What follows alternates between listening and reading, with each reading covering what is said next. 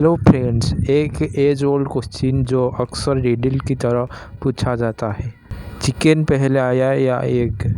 अगर तुम कहते हो चिकन तो सवाल उठता है पहला चिकन किस एग से निकला, और अगर तुम कहते हो एग तो सवाल उठता है पहला एग किस चिकन ने दिया। और एक कंट्रोवर्शियल सवाल, एग वेजिटेरियन है या नॉन वेजिटेरियन? आज हम सब क्वेश्चंस का जवाब देने वाले हैं। चलो समझते हैं एग का मिस्ट्री।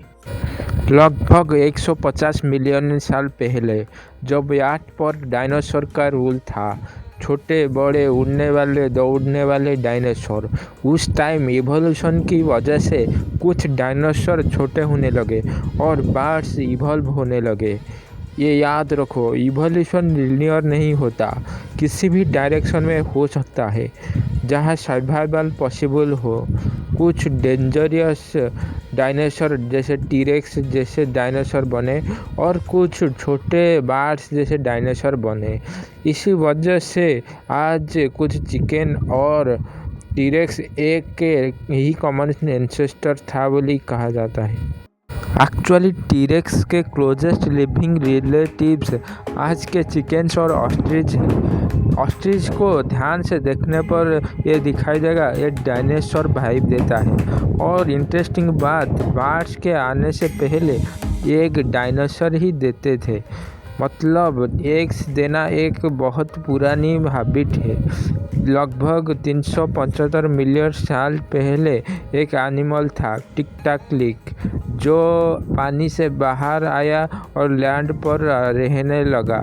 ये भी एग्स देता था, लेकिन उसके एग्स पर चिकन जैसे हार्ड सेल नहीं था, फिश एग्स जैसे नरम था।